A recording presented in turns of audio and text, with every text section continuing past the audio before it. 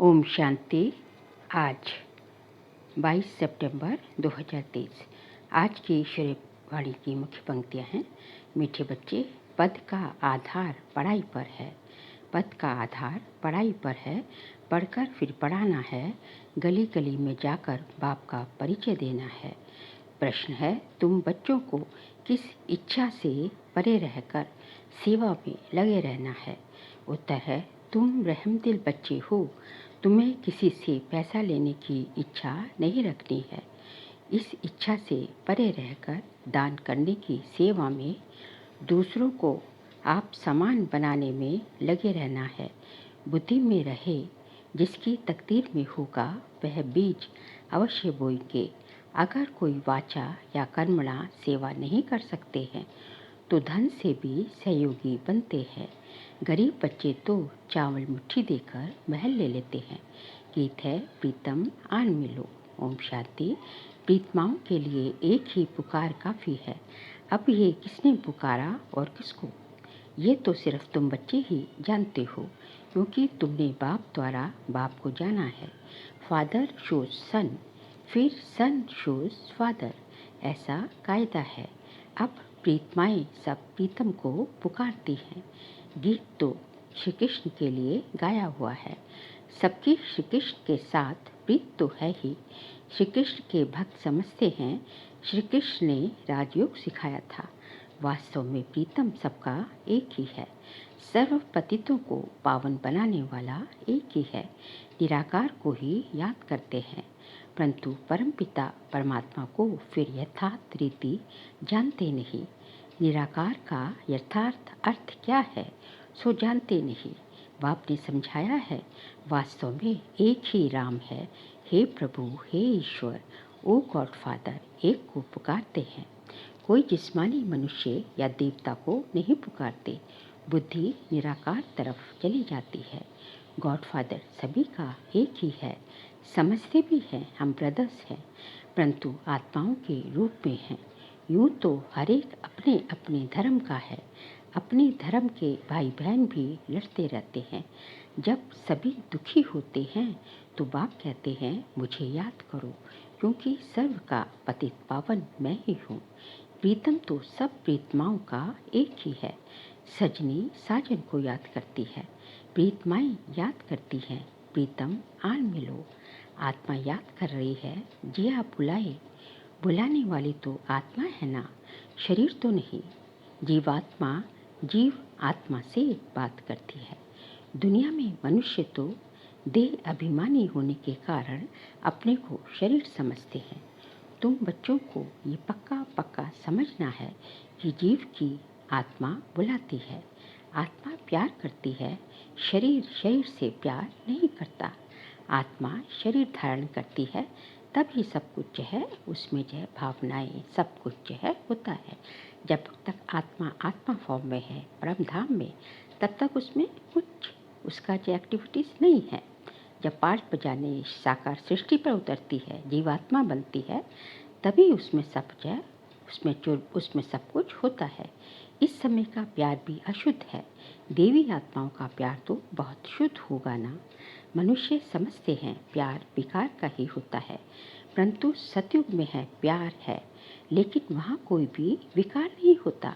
बाप तुम बच्चों को 21 जन्मों के लिए इन विकारों से बचाते हैं। तुम ये बातें किसको बैठ समझाओ तो सुनकर बड़ा खुश होंगे। तुम कहते हो बाबा सर्विस नहीं होती है, परंतु सर्विस के तरीके तो बहुत बताते हैं। अभी दशहरा आता है, देवियों की पूजा भी सब जगह होती है, तो वहाँ भी जाकर समझाना चाहिए। बाप की पहचान देनी चाहिए। वह है परमपिता परमात्मा निराकार बाप। हम आत्माएं भी मूल वतन में रहती हैं।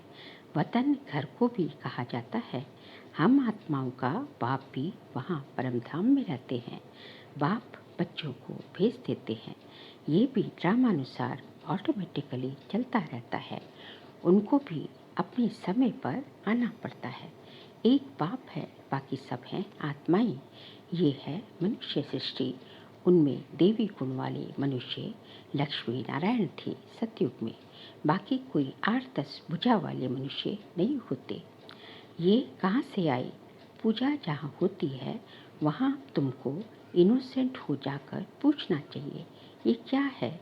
रुद्र यज्ञ भी बहुत होते हैं, साहूकार लोग यज्ञ आदि बहुत कराते रहते हैं। तुम कहाँ भी रमण कर सकते हो। तुम रमता योगी हो, जो जिस जिस देश में रहने वाले हैं वहाँ सर्विस कर सकते हैं। ये कौन है जो इनकी पूजा होती है? क्या करके गए हैं? किसकी संतान है? ऐसे ऐसे बैठ पूछना चाहिए, फिर समझाना चाहिए, क्योंकि तुम्हें सबका कल्याण करना है। रहमदिल बनना चाहिए। मुफ्त पैसे बर्बाद करते रहते हैं। बच्चों के लिए सर्विस तो बहुत है। अभी दशहरा आता है, उस पर समझाना चाहिए कि रावण को क्यों जलाते हैं। रावण का राज्य कब से कब तक चला, फिर विष्णु का राज्य कितना समय चला। ये है ब्रह्मा का दिन, ये है ब्रह्मा की रात। गवर्नमेंट को जाकर समझाना चाहिए। बरोबर अब रावण राज्य है ना, वह है विष्णु संप्रदाय अथवा देवी संप्रदाय, ये है आसुरी संप्रदाय। बड़े बड़ों को जाकर समझाना चाहिए, चित्र ले जाना चाहिए, कोशिश करनी चाहिए ऐसा बाण मारे जो नाम वाला हो जाए। बनारस में बहुत बड़े बड़े टाइटल मिलते हैं, सरस्वती आदि के। अब सरस्वती तो है जगदम्बा, भारतवासी सब जगह जगदम्बा को मानेंगे।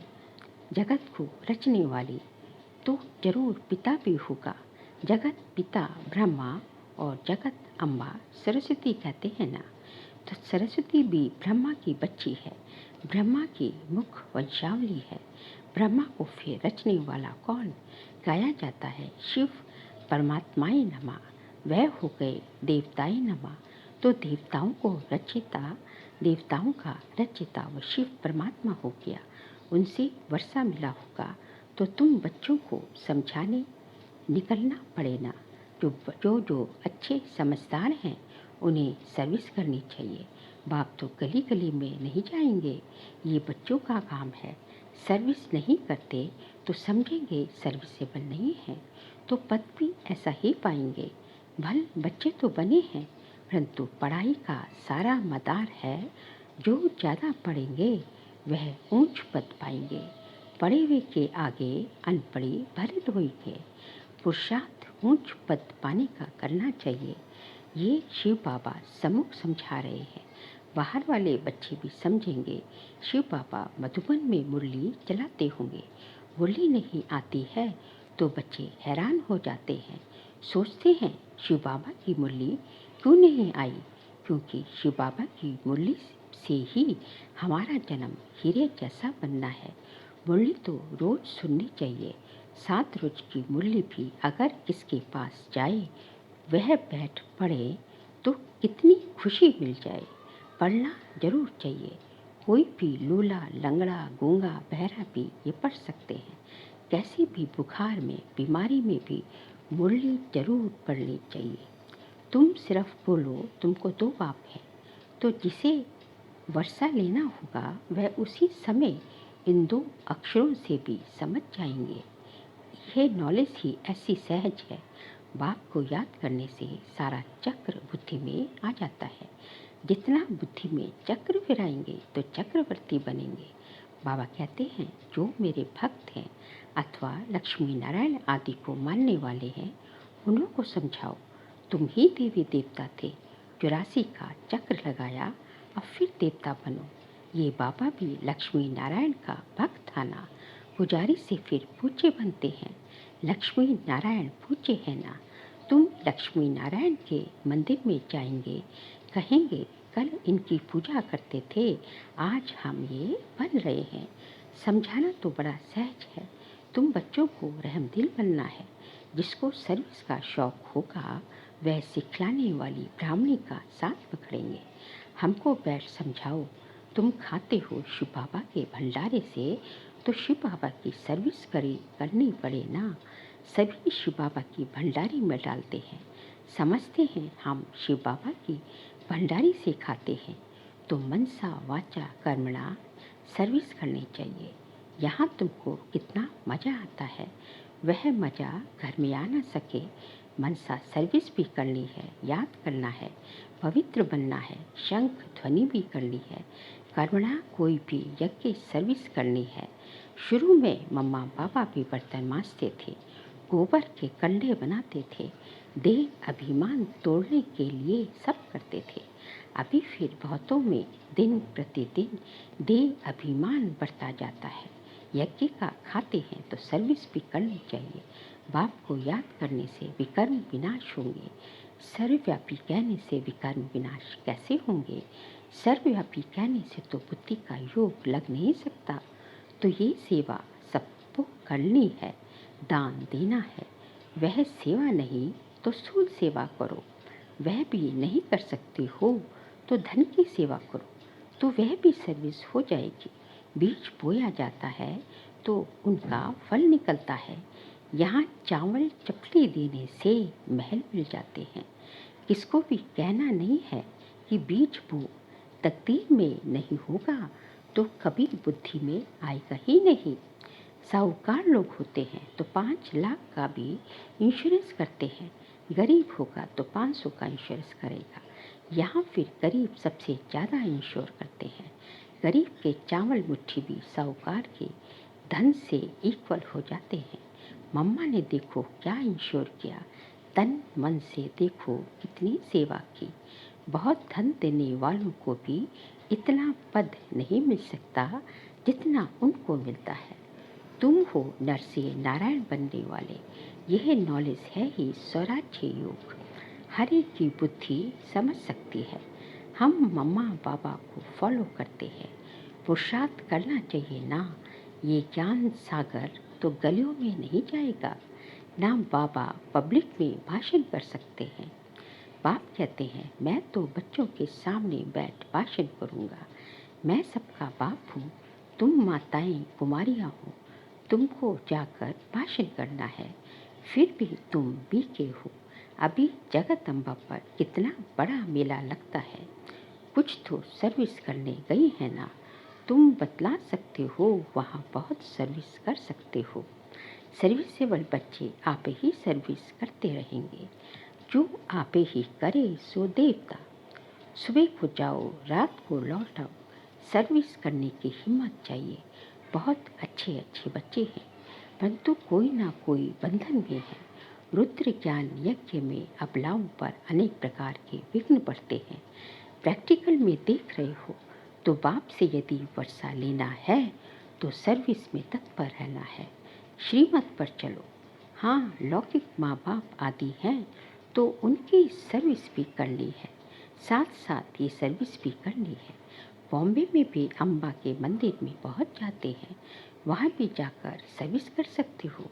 हाँ, ऐसे जो सर्विस करेंगे उनको गवर्नमेंट भी शरीर निर्वाह अर्थ देने के लिए तैयार है। यदि कुछ भी समझने वाले नहीं हैं, फिर भी मेहनत करो, कोई ना कोई निकल आएगा। सर्जन बहुत चाहिए। तुम हो अंधों की लाठी। तुम बच्चों के लिए सर्विस तो ढेर है। तुमको कोई से पैसे आदि लेने की इच्छा नहीं है। तुमको तो रहम दिल बनना है। रहम दिल बाप के बच्चे भी रहम दिल, जो बहुतों को मार्ग बताएंगे, वह पद भी ऊंच पाएंगे। सुनते तो बहुत है ना, यहाँ से गए तो फिर भूल जाता है। नंबरवार धारणा करते हैं। इसमें बड़ी अच्छी मेहनत करनी चाहिए। 21 जन्मों का राज्य भाग्य मिलता है। कम बात थोड़ी ही है। जैसे गवर्नमेंट कहती है सोना हराम है, बाप भी कहते हैं नींद को जीतने वाले बनो, रात की को भी कमाई करो। कोई शरीर छोड़ते हैं तो समझते हैं ड्रामा में उनका इतना ही पार्ट था। अनन्य बच्चे जो होते हैं वह आते हैं। कोई तो बहुत आंसू बहाते हैं, पछताते हैं हमने सर्विस नहीं की, बाप का कहना नहीं माना। ऐसे ऐसे भिन्न भिन्न प्रकार के होते हैं। बाबा साक्षात्कार कराते हैं। तुमको कितना कहते थे सर्विस कर आप समान बनाओ, तुमने कुछ नहीं किया, फिर रोते हैं। धर्मराज के आगे भी रोते हैं, मार खाते हैं। इम्तहान हो गया, रिजल्ट निकल गई, फिर रोने से कुछ फ़ायदा होगा क्या? अभी प्रीतम आया हुआ है प्रीतमाओं को ले जाने। कहते हैं आओ तो हम तुमको विश्व की महारानी बनाएं। जो पुरुषार्थ करेंगे वही बनेंगे। स्टार्स पे भी नंबरवार होते हैं। कोई तो बहुत चमकते हैं। तुम पुरुषार्थ कर रहे हो। ऊपर में तुम्हारे पिछाड़ी की रिजल्ट का यादगार है। कहाँ? बाबा आवाज है आबू में दिलवाड़ा मंदिर। अभी तो ग्रहण लगता है ना। चलते चलते ग्रहचारी बैठ जाती है तो तूफान से निकल नहीं सकते। ग्रहण लगा ये गिरा। ग्रहण बहुतों को लगता है। ग्रहचारी माता पिता को भी भुला देती है। परिपूर्ण तो कोई बने नहीं है। माया भी रुस्तम से रुस्तम को लड़ेगी।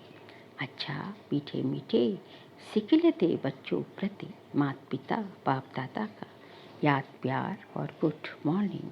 रूहानी बाप की रूहानी बच्चों को नमस्ते। हम रूहानी बच्चों की रूहानी बाप दादा को नमस्ते नमस्ते नमस्ते। सार के लिए पॉइंट से रमता योगी बन सेवा करनी है। मनसा वाचा कर्मणा किसी भी प्रकार की सेवा पे बिजी जरूर रहना है। रात को जागकर कमाई करनी है। नींद को जीतने वाला बनना है। मुरली किसी भी परिस्थिति में जरूर पढ़नी है। आज का बाबा का वरदान है अल्पकाल के संस्कारों को अनादि संस्कारों से परिवर्तन करने वाले वरदानी महादानी भव। अल्पकाल के संस्कारों को अनादि संस्कारों से परिवर्तन करने वाले वरदानी महादानी भव। अल्पकाल के संस्कार जो ना चाहते हुए भी बोल और कर्म कराते रहते हैं। इसलिए कहते हो मेरा भाव नहीं था, मेरा लक्ष्य नहीं था, लेकिन हो गया, मुंह से निकल गया। कई कहते हैं हमने क्रोध नहीं किया, लेकिन मेरे बोलने के संस्कार ही ऐसे हैं। तो ये अल्पकाल के संस्कार भी मजबूर बना देते हैं। हमें मजबूर नहीं बनना, क्या बनना? मजबूत बनना है। अब इन संस्कारों को अनादि संस्कारों से परिवर्तन करो। अनादि आत्मा के संस्कार पवित्रता, सुख, शांति, आनंद, ज्ञान। आत्मा के अनादि अर्थात ओरिजिनल संस्कार है सदा संपन्न, सदा वरदानी और महादानी। स्लोगन है परिस्थिति रूपी पहाड़ को उड़ती कला के पुरुषार्थ द्वारा पार कर लेना ही उड़ता योगी बनना है। परिस्थिति रूपी पहाड़ को उड़ती कला के पुरुषार्थ द्वारा पार कर लेना ही उड़ता योगी बनना है। बाबा कहते हैं यदि पहाड़ परिस्थिति कोई आई आपके सामने और वो पहाड़ जितनी बड़ी है, ऊंची है, तो यदि आपको उसको क्रॉस करना है तो कैसे करना पड़ेगा? उसके लिए तो हमें उस परिस्थिति के ऊपर से उड़ना पड़ेगा ना। उड़ती कला से, उड़ती कला चाहिए उसके लिए। तो पुरुषार्थ हमारा कैसा चाहिए? उड़ती कला का चाहिए। तो उड़ती कला के पुरुषार्थ से परिस्थिति को यदि हम पार कर लेते हैं तो इसी को कहा जाता है उड़ता योगी बनना। अच्छा, ओम शांति।